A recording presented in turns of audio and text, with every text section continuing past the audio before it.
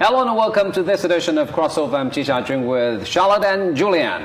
Welcome again to Crossover. And today, as the starter, we're going to introduce a little project done by a Chinese German. She's been living in Europe for many years, and recently she did a project, a very interesting project, to compare the Chinese ways and German ways or Western ways of living in many different aspects. And it's been published in a journal called Women of China. First started in 1950s. It's an English journal introducing Chinese women to the whole world. It's been distributed in over 130 countries and regions. I was going to say, it's a very established journal. It is. Yeah, you know about this journal. Let's just take a look at the picture of this author, Liu Yang. She's a designer born in Beijing and moved to Germany at 13, lived and studied in Berlin, London, and New York. The interesting part of her project is, she's comparing different lifestyles, Chinese and Western, and she's got an exhibition of her portraits. She's doing that with all these different pictures. And that was a huge success back in Germany. So today we're going to discuss all these pictures. That sounds like a really cool project. Exactly. And photos, using pictures or, to compare the two cultures. That's why I can't wait. It's like a cartoon or what. Let's just take a look. The first one. Okay. Simply by looking at, do you know what it means? Yes. What is it? Oh, yes. What is it? Well, it's the different way of thinking. The way we think of doing one certain thing, the so-called Western way is very simple. I want to do something, I'm going to tell you that I want to do that, and can you help me? But the Chinese way is that, I could ask him, but maybe he's going to interpret it a different way. So maybe I'm going to ask another person to ask him how the other person would react if I asked that. And then if it doesn't work, try to find another way. Maybe I do it another way. Well, nice try, Julian. Anyway, if anyone understands what I'm trying to do. But no, I'm sure Chinese people understand what I'm saying. I said nice try, but basically this is about how we express our views. It's same thing. Yeah, well, slightly different. I mean, the blue side is supposed to be, the Western style. When you want to express your opinions, you tend to go straight. That's what I said. You say directly what you say to the person. And for Chinese people, because we have this belief, if you go too straight, that means you're not being polite. Right, and you might offend people, or you might say the wrong thing, or, do something that's not appropriate. But it fits in with what you were saying. It's basically the same thing. Then if it can be about an opinion, or it can be about doing something. But the artist in these two pictures was trying to express the way that Westerners versus Chinese people express themselves. Yeah, I mean, because Chinese people tend to think, okay, we try to make it ideal, and I don't want to offend anyone. When I try to express my own opinions, I try to make it a bit mild, and to be mild is a way to show politeness. Right, and it also complicates things, obviously. Well, it can complicate things, but it's also a way of helping everyone, have face. Like, you don't want to say something that will make someone lose face. This is all behind a very, very deep concept in Chinese philosophy, which I think is one of the most beautiful things in Chinese philosophy.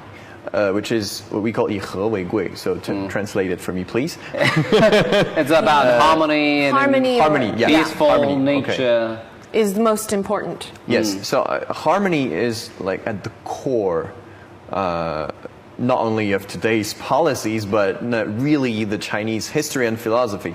And when you want to you also, do you say wipe out the angles, or how we say in Chinese that somebody speaks with or without angles? Edges or corners, exactly. So without edges is very Chinese. So you want a round form. You want a circle. Well, and you strive for balance too. I think harmony, balance is another key thing in China. Yeah. Sometimes when I ask something to my parents and ask for their opinions, when they say no, you have to think about it. You don't have to insist on that for a while, and sometimes they still say no. But actually, we know because we're the same family. We know what they really want. You have to understand the true essence of it. A friend of mine was doing a project in university with a Chinese student who came from mainland China to the States to study at university, and they were working on a project together, and my friend was hungry, and so she said, well, I'm going to make myself a sandwich because I'm starving. Would you like something? Would you like a sandwich too? And the Chinese student, out of politeness, said, oh, no, I'm okay. And so my friend said, actually, she's okay. not. All right, then I'll be right back. So she went, made a sandwich, was sitting there eating, and the Chinese student was sitting there just thinking, but I am hungry. No, that's true. We are faced with that all the time. I'm sure your parents were being polite with you too. It's the way, when you're eating, even sometimes at the TV station, you're eating that hefan, which is like the simplest lunch, lunch boxes, and they ask you if you want some more rice. And you say, no, thank you. And they are going to give you more rice. No, I'm all right. No, I'll take some more. Especially when you're a foreigner and they consider you as a guest. Some people say it's good to refuse 3 times. Like 3 is sort of the magic number. Especially when we're having dinners, and sometimes we say, do you want this? And say, no, I'm full. And you're still going to put a piece of it in my plate. Just to show the hospitality, and this is, I don't know, you have to be in China long enough to understand the subtlety. And it's they're respecting you. It's very respectful and very polite, and the way things are done here. And it's not, well, I don't care what you're saying, you have to eat this. No. It doesn't have that meaning at all. No. It's interesting because if you consider this example, if you think into the details, it's interesting to think about that. If somebody asks you, do you want this piece of meat? Okay, it's beef, good. So you say, no, I'm all right. And the other guy, no, please have it. Oh, no, I'm all right, thank you. And he's still going to put that in your plate.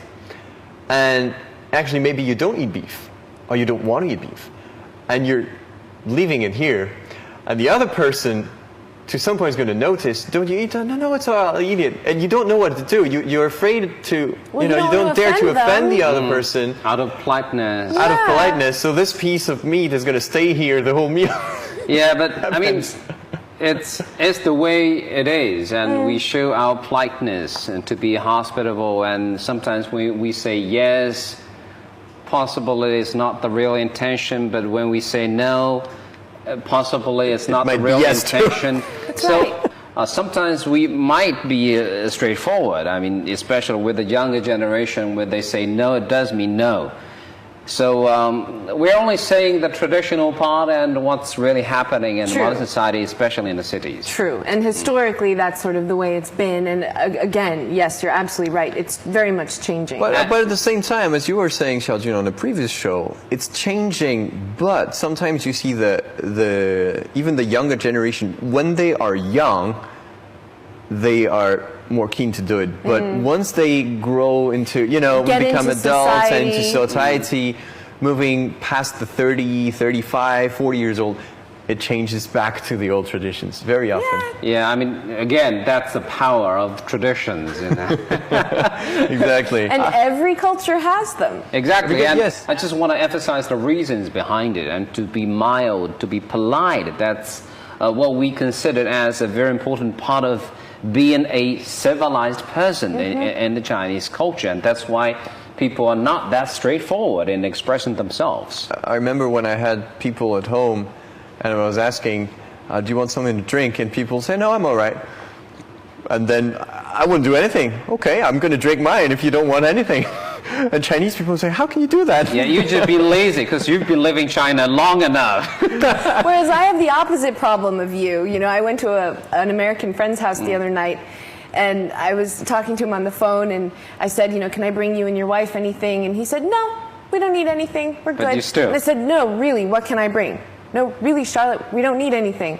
Okay, well, I'm going to bring something anyway. And I did, because I didn't feel right not bringing anything. That's right. Anyway, we have more pictures to show you after a short break. We'll be right back. And welcome back to Crossover. We're going to move on to the next one and just take a look first. So, Julian, you're going to have your guess now? I can you know guess. it, Charlotte. Society? I guess it's trying to say, in the Western world, we tend to live mostly by individuals, while in China it's more a group living style. You tend to have connections with lots of people. It's a community life. And I have to say that this is one of the deepest phenomenons in China, because it's the core of two different philosophies. The Western philosophy teaches you that you have to, as an individual, you have to make things change around you. This is in the Bible, this is in Greek mythology, this is philosophy, this is everywhere. Whereas in China, look at Taoism, it's going to teach you not to do anything, because you have to realize that you're not going to change the world. You're going to respect the nature. So the way to achieve... The whole. Exactly. So whereas the way to achieve individual recognition and success in the West would be to individually accomplish things, in Asia, in the ancient Chinese philosophy, it teaches you that in order as an individual to shine, you will need the community, you will need the society, you need to adapt yourself. But talking about lifestyles, if we go back to the simple aspect of this picture, it's, we tend to do things together with others. And these are the pictures showing the huge... Tour groups? Tour groups. They even have group weddings also. Huge crowd. And we have to consider the fact China is really a country with a huge population. Absolutely. We're talking about 1.4. So the latest figure is 1.4 billion. It's not hard to find your group. Exactly. Or to have a group, for that matter. Nighttime dancing. Yeah, I love this part, actually. I love it. They would find a place and, play music, and they would dance together. And they have costumes. Costumes, which exactly. Is so great. And that was the folk dance, and they have also the ballroom dance as well. This is a scene I see downstairs from where I live all the time. Under the bridge. Evening.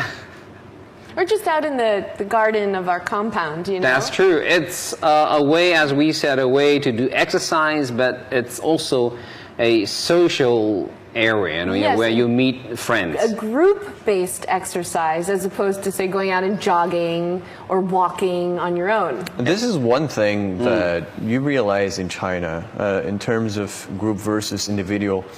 I remember a while ago, it's a guy who used to be the president of the Wine Federation, the International Wine Federation, and he was saying that he loved the Chinese Ganbei culture. And I was translating, I thought, wow, we hate that for wine, because for wine tasting, you don't do Ganbei. And he was saying, well, if you can taste first, but I personally love the Ganbei because a lot of people in the West are drinking alone. Whereas in China, it's always in society. You drink with others. With others, you never drink alone. Of course, you have to be careful with your health. It's pathetic to drink alone, Yes, and that's why we had poems saying that. That means you're being lonely. There's one unbelievable thing with Chinese culture, which is that if I'm inviting people for dinner, if you bring your friends, it's okay. Whereas I think in the U.S. it's kind of similar to friends. I mean, you don't bring people, even you don't even ask, because it would be not polite and people would be embarrassed to say no, but you know that people don't want you to bring your friends. Whereas in China, a lot of the times... The more the merrier. Exactly. Yeah, bring your friends. You tend to have lots of friends from different areas. Yeah. Well, we have a term in Chinese called 宅女. I guess this term is from Japan, from Japanese. It's called otaku. Basically, they don't go out that much. They live by their own, and because with all the development of internet technology, you can survive without going out, because go buy stuff on the internet. And apartments are more and more comfortable also. Yeah, and it's interesting. I've heard before. I went to school in a university in New York, in Manhattan, and a friend of mine was telling me that back before the invention or the advent of the air conditioner, or before it was made accessible by everybody, in Harlem, in the evenings, in the summer, everyone would come outside because it was cooler outside than it was inside. And you had a great community because everyone was outside, talking, laughing, playing. And as soon as air conditioners came, that all stopped because everyone was then inside, staying cool. And that community was completely lost. Yeah. Totally. That's the way it Sometimes is. it's good or bad or the modern technology. I You know. live these days in skyscrapers, but you lose your community. True. The sense of being in that community. You don't know your neighbors. Being an individual, and that's basically just a lifestyle that people would choose to live, either in China or in other countries. And when we come back after a short break, we are going to present you more pictures, interesting ones. And welcome back to Crossover, and here comes the third picture. Let's take a look. Julian? Aha! It's your turn. Well, I think I belong to the to the category that on the right. But On the if right I understand side. it right, no. Yeah, well, it's being punctual or not. Well, but you know, this also, she's in Germany. Yeah, the left picture represents, the Western world and Punctual, if you say being 12, punctual, it's 12. beyond time, sharp. Right. Say Chinese people are always late. Not necessarily. Not really, but there's one thing. First of all, about the time and being late or not, being punctual, I don't think it's about Chinese versus Western. I have to say, It's French If you go, versus yes, German. okay. I'm interested to hear what Julian has to say because you are the least punctual person I know. I Julian, no, I'm not that bad. No, but I'm giving you a hard time. oh yes, I'm used to it. Okay. Okay. I'm going to try to be clear on this one. I do believe that in Europe, for example, Germany, England, are more punctual than Latin cultures. Either Italy or Spain or Portugal or Countries France. around the Mediterranean. Latin people, including French people, we are usually more keen to be late than Germans or English people. I think it's a fact. You cannot say that everyone is like that, but I think the proportions are bigger in those countries than in our countries. Okay, fair so enough. she is living in Germany. I totally understand that. If she was, even I went to Macau, the Portuguese influence. We were doing TV shows, and they were being so late. Even the local Chinese and the Portuguese people, and this is like the biggest proportion I've ever seen of a whole group of people being late, but all by their own. So. In the ancient times, we didn't have clocks, we didn't have watches, but we did have the Chinese way of calculating time.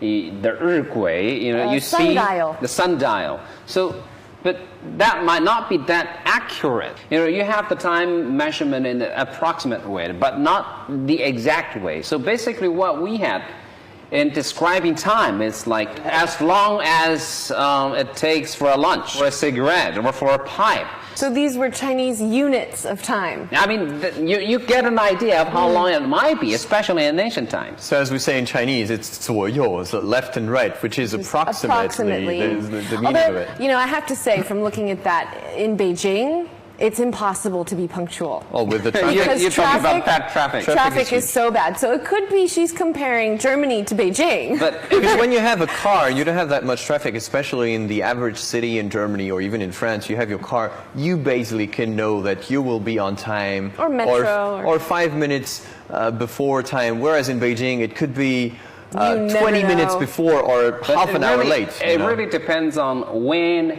and where we're talking about in China. If you're talking about these offices, these companies, when you say 2 o'clock, that means 2 o'clock. So if you you're have going to do a before. meeting, When you say we're going to start filming at 2 o'clock, filming crossover, it means we're going to start filming at 2 o'clock. Julian, remember that. I'm sorry. I have to say that recently, I'm not the one who's always there. Recently, you've been very good. I've Okay, been before you guys quite a few times. Well, that's good. Good improvement. But sometimes, in some cases, when we're talking about a dinner, say, especially a family dinner, you're inviting your guests to come over to your house to have a meal together. In that case, or in a restaurant, the hosts tend to be there a bit earlier, or at least punctual. The guests, they tend to be slightly later than Right. that. Yeah. Because you don't want to embarrass your hosts, being there earlier than the hosts. Right. It has to do with the language. You know, in French or in German, for example, with the grammar, we are used to speak with precise accuracy, with the grammar, with the verbs, whereas Chinese people are used to say things with a very approximate way. Well, basically, we're going back to how we express ourselves. Is it direct to a point, or we use a mild way, Right. a polite way to express yourself? Yep. You know, that's all actually interconnected. And let's just move on to the next one. Take a look. My turn. Charlotte? It's my turn, right? Okay. Guanxi. Connections. Yes. People, relationships. Yeah, recently we had quite a few episodes about Guanxi or Discussions connections. of Guanxi, Exactly. yeah. Yes. It's more in the northern China than in the south that people are used to say, "Oh, I know that guy. I know somebody who knows somebody," and If you they hear that a say lot. that, I mean, basically they're doing the showing off thing. But what this picture is saying, Chinese people tend to be connected with each other more than Westerners. But this might not be 100% true, because, I mean, as we said last time about Guanxi, connections are everywhere. They really It's- are. Yeah, it's not always one-way traffic. It might be, though, I think, more representative of maybe how much it's used on a day-to-day basis. I mean, I think it might be fair to say that maybe compared to France or the States, Guanxi and that kind of thing is used more in China. Sometimes with the Guanxi or the connections, it does save a lot of trouble. Say, I'm looking for a French guy. You happen to know a French guy who speaks Chinese and who's, suitable one for this show. And I'm asking you, do you know anyone? Okay, I happen to know this one. This is the Guanxi, how it works. Right. You know. But that would happen anywhere. Yeah. But It happens. here, it definitely, this happens with Julian and myself a lot. He'll get called to do something and he might not have time, and he'll say, call Charlotte. Or I might get called and I might not have time, and I'll say, call Julian. So In this, and there is kind of I don't know if you understand it this way, but there is a kind of endorsement in it. When you introduce your friend to another friend, that means, you trust this friend, he's the one to do the job. yes, and that's a good point. This picture says it's about the Ivy League, all these universities in this Ivy League. You never realize how many American presidents are actually graduates from those universities. From the Ivy League, Bush, Obama. Yeah, so in a way, that's a sort of Guanxi chain, I suppose. What's Yeah. the term in English? Is it masonry, or I think that's the term for these kind of societies that have existed for centuries in Europe, and Mozart was a part the of it. Masons. Masons, They're yes. called So the it's Masons. masonry, right? Or is Just the Masons. The Masons, okay. And my father, my mother have tons of friends who belong to that, and it's really interesting what happens. I remember in my mother's orchestra, the solo trumpet player once was so drunk at a concert that the conductor, who's quite a powerful person, even politically, and he tried to kind of put him away, even kick him out of the orchestra. Yeah. And then he was even stronger than him in the Masons hierarchies. And talking about Guanxi in China, because both of you have been living in China for a long time, and sometimes it is just important to keep Guanxi or connections or to extend your Guanxis. But what are the ways that you think might be very effective in extending your Guanxis or find new Guanxis? Gave name cards every day to a lot of people. Yeah, I think just stay connected. Yeah, because sometimes the connections are the born connections. Say you have classmates, schoolmates. Right. You have family members, and they have their own Guanxis. But sometimes you have to build up the new connections in say distributing your name cards. But sometimes you do find your name cards on the floor, though. But Yes, you do. after receptions. Yes. But these are the ways that we might try out to find the new connections. Yeah, or if you're invited.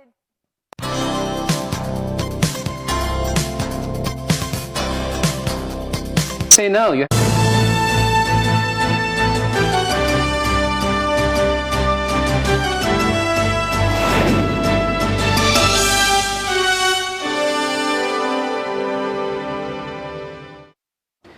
Hello and welcome to this edition of Crossover. I'm Ji Xiaojun with Charlotte and Julian. So today we're going to continue our series. We go on. Made it into a series of those pictures that the Chinese German has made. How many pictures do we have? We were supposed to do at least the double that we did last time. Well, it's good if we are able to provide more information to our viewers regarding these pictures. There's a lot to talk about. Exactly. And these pictures are just sort of the sort of ignition, the lead-in. the fuse or the ignition point for. So, Charlotte, I think you're going to be my English teacher. I don't find.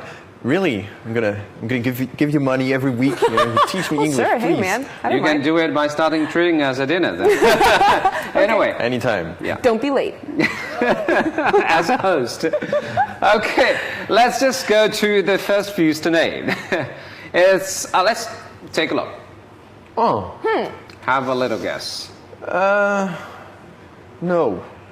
No. Someone is thinking of someone else, or what? Yes, but China is on the right? Yep. Yeah. China's in the red. Okay, this is about the way of expressing your anger. So basically, on the left side, Westerners or okay. German people, when they're upset, they're They upset. show it. And on the right side, Chinese, when you see a face, a happy face, but maybe actually they are upset inside. I think I was just recently back in the States, and I was quite struck by how people were very quick to express their emotions, whether it was happiness or frustration or anger or exasperation. You know, there was no filter. It was, you know, if I'm angry, I'm angry. If I'm happy, I'm happy. Yeah. Whereas in China, I mean, obviously it depends on the situation and what's going on, but if it's not too major a situation, say I'm upset with you, I might not say, you know, Xiaojun, I'm upset. I'm not that's- happy. Or, No. you know, have a frown on my face. I Still might about- try to work through it. Exactly, because this is you tend not to express it that directly, because this is not really the polite way to do it. It's Right. still about harmony. You know, that also gives the impression of Chinese people are shy in expressing themselves, and especially with foreign art troops. When they come to China, they're worried about whether they would get the response from Chinese audiences they expect, you know, because this is a show designed to make people laugh or make people cry, but sometimes out of their surprise, people are just responding as they would see in anywhere in the world. That's true. sure. That's true. Especially and then it depends of many things. It can be a different environment, especially in concerts. In the West, we have been educated to listen to concert, you know, very silently, without saying anything, Oh, without, classical you know, music, classical maybe. music and a lot of concerts. And you have, you know, like the New Year Eve concert, the Vienna one that they also do now in China.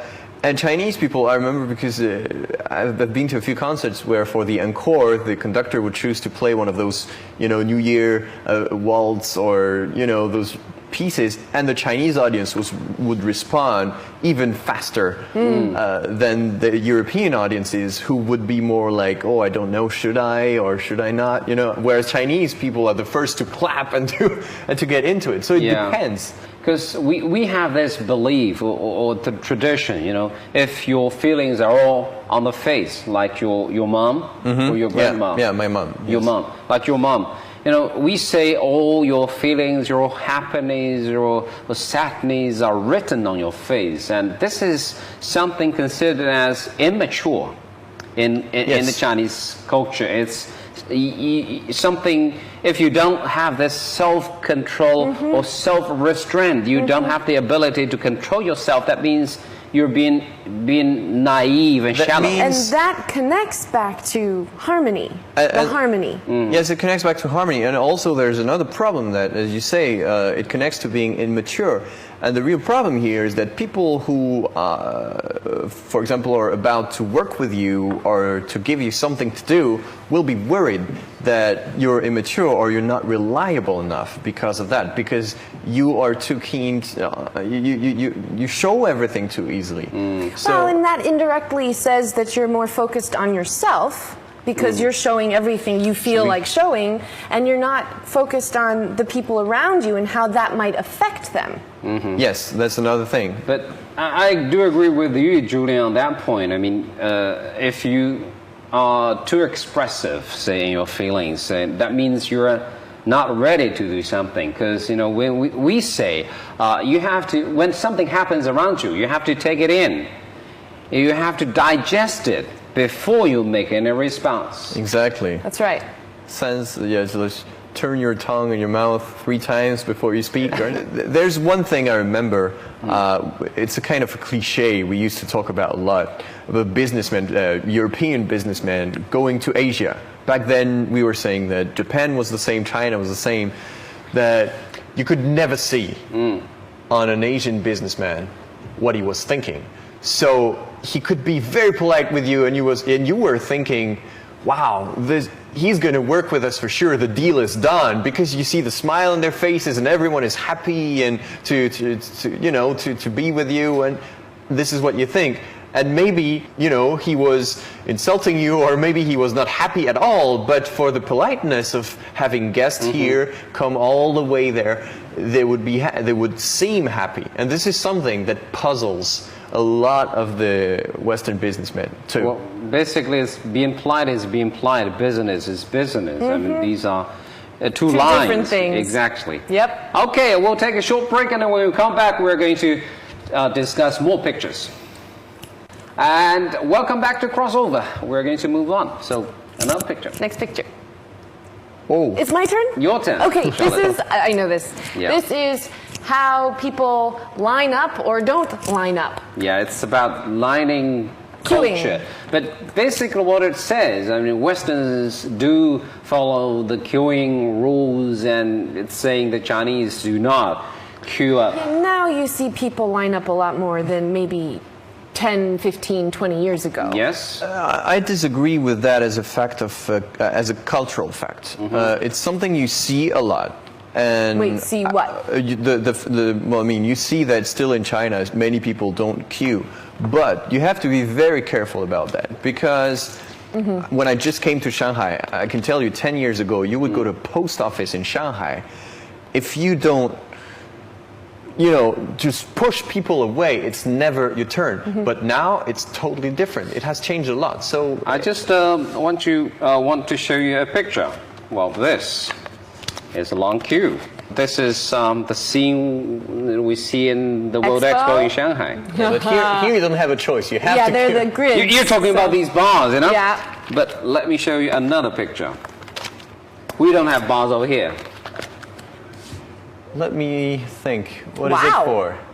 It's They want to buy the mooncakes or iPad or iPhone 4 or what? no, not Not yet in China. Not yet. But, you know, this is, you don't believe it. And this is just to register for their marriage. Oh, wow. If you look at how long this queue is, we're talking about queuing, lining up. So I guess This some is a people, long line. Some people at the end of the queue might already know that they won't have the time to No, pay, you know? actually, what they do, what the government did at the time, they extended the working hours to the full day, what I wanted to until everyone's happy at the time. Because it was an auspicious day, and Yep. they knew that a lot of people would want to get married on that day, or Exactly. be registered. And and that was also the opening day, the opening ceremony of the Olympics, and but double happiness. So that's what we say. A few 10 years ago, there was this little video circulating in the internet that was very famous. It was called Italy versus Europe, and showing how Italy was No one lines so up. messy. No one lines up. The buses never stop at the real bus stop. They stop a little bit further, or they're Being flexible. no, it was everything. The direction panels on the highway, or everything was such a mess. Everyone, even like the typical European asks for a cafe, and the Italian will say, "Oh, cafe with cream, but no sugar, please," and cafe on a big cup, but it's still an espresso. Whatever. Everyone has its own. Yeah, I mean, lining could be a problem in many cases in China these days, but it's improving. But we even have a day dedicated to That's lining. Right. Queuing up. The queuing up day. Really? Yes, being standing It's like in line the 11th properly. day of November. Yes, I it? I'm not exactly sure about the date, but I remember getting a text message from China Mobile saying today is National Queuing Day. Please Is it make national sure. or just Beijing? I don't remember, Yeah. maybe, but please make sure to queue properly today. Look at the number. The 11th day of November. See, it's like four people lining up. That's true. But talking about queuing culture, we do have a lining culture over here. Sometimes you don't see a line, but there is a line. There is a picture. These people are obviously, you see the picture as people sitting randomly around, but Yes. actually there is a queue. And people realize, they do know in what position they are. This is obviously a queue, and sometimes it is a line. You don't see a line, but people do realize, because you do realize there is a line. You see a bag or just, today's newspaper. Now more and Yeah. more, especially in the banks and the post, you're going to have numbers. It's a number system. And I Machine. like the system better. We have to say though that for a lot of places, even now in China, and especially you see that it's at the train station or other places where people, don't queue that much. And you have to say that in our societies, we haven't been used to having that many people concentrated at the same place like this. Good point. And it brings, a very natural way, and you realize that you're going to be doing the same to Good some point. The same way, as we say, when you're driving a car and you have the pedestrian there, and in Europe, obviously, if there's no light and there's a pedestrian, somebody has 1 foot on the pedestrian, even if he hasn't even crossed the street, you're going to stop your car and let him go. And in the States, you do the same thing. But try to do that, say, at the train station in Beijing.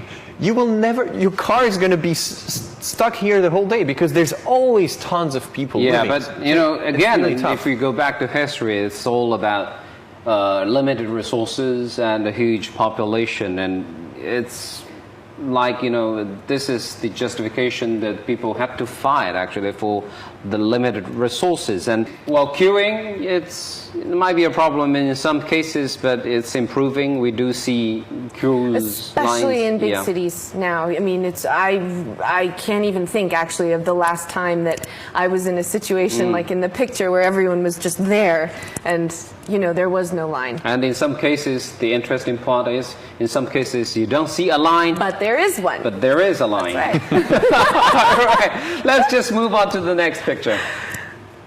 Well, it's whose turn is it?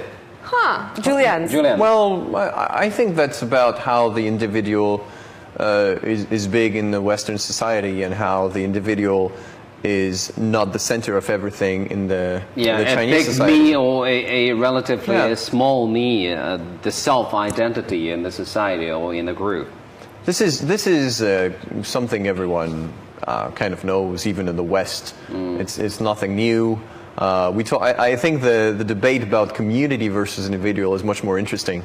Than Yeah, I mean, actually this actually, it's also interconnected with the previous picture we just discussed. It's about being individual or being in the group. Right. Because we always say you're a part of a group, a part of a team. Now, if you're a part of a team, obviously you're not that big. No, because So- it wouldn't work. You wouldn't fit. If you emphasize too much yourself as a part of a group, that means you're losing the self-identity. You're losing your individual personality, and that's what we are talking about a lot. Yeah, and that's a debate that's going on all over, all across, society and amongst all kinds of groups of people.